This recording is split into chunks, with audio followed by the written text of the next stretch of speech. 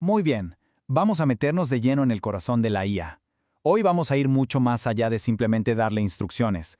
Vamos a explorar esos ajustes técnicos, esas perillas y botones que le dan a los ingenieros un control súper preciso sobre cómo se comporta la inteligencia artificial. O sea, vamos a dejar de solo pedirle cosas para ahora sí empezar a configurarla como profesionales. A ver, imaginen por un momento la cabina de un piloto, o no sé, la consola de un productor de música. Si el prompt, la instrucción, es como el software, las canciones o el plan de vuelo, bueno, pues los parámetros son el hardware.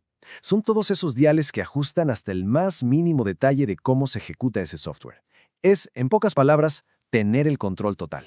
Este es justo el viaje que vamos a hacer hoy. Se trata de pasar de ser alguien que nomás juega y experimenta con prompts a dominar las herramientas profesionales que se necesitan para construir y refinar sistemas de IA de una forma que sea confiable y sobre todo predecible. Es la gran diferencia entre tener un hobby y aplicar una disciplina de ingeniería de verdad. Aquí es donde empieza lo bueno. Vamos a hablar del equilibrio más fundamental de todos al configurar una IA. ¿Qué estamos buscando? ¿Una respuesta súper creativa, original, diversa?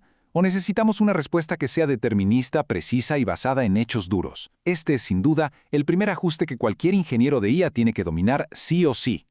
Pensemos en la temperatura como si fuera la perrilla de la sorpresa.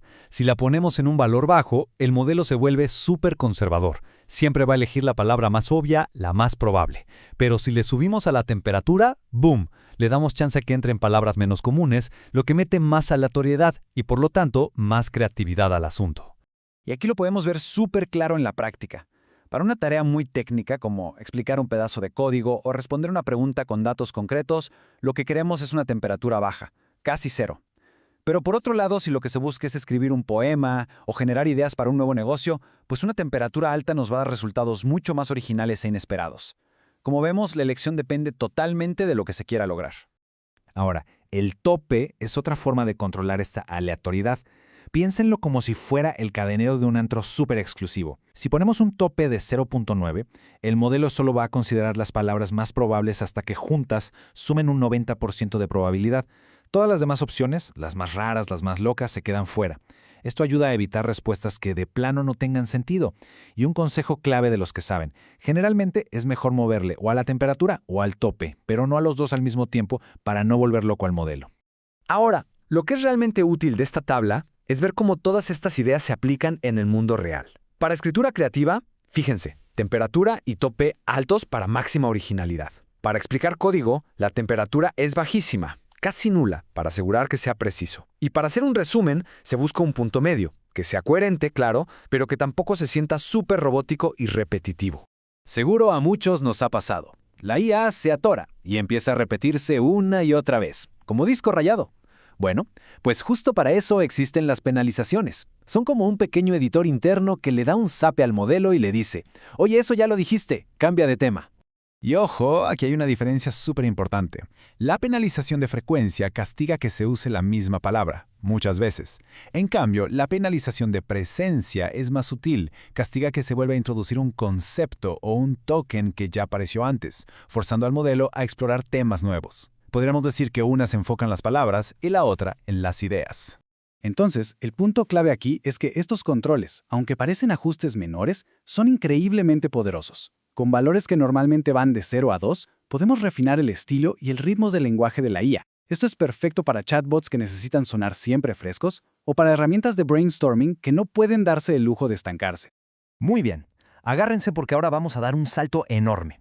Vamos a pasar de solo configurar cómo se genera un texto a permitir que una IA se convierta en un agente. Un agente que no solo razona, sino que, y esto es lo más importante, puede hacer cosas en el mundo digital.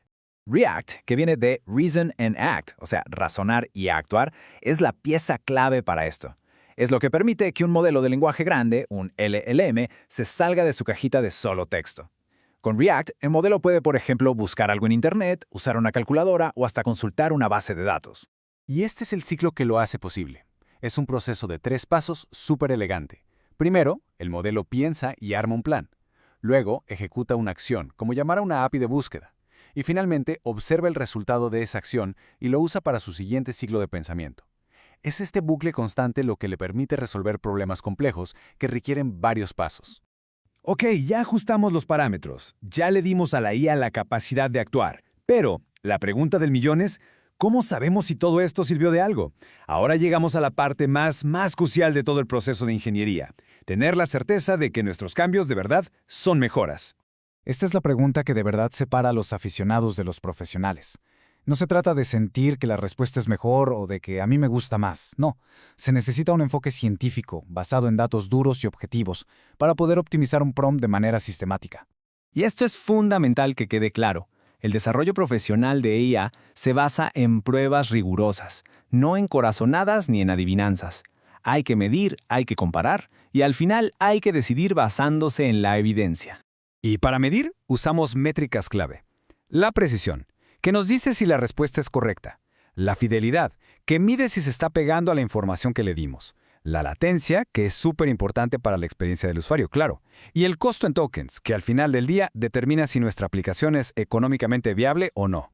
Una comparación así, lado a lado, es la herramienta definitiva del ingeniero. Aquí podemos ver, sin lugar a dudas, la diferencia, el delta, entre dos versiones de un prompt. A lo mejor el prompt B tiene un poquito más de precisión, pero si por eso se dispara la latencia y el costo, pues quizás el prompt A sigue siendo la mejor opción para poner en producción. Son decisiones que se toman con datos en la mano.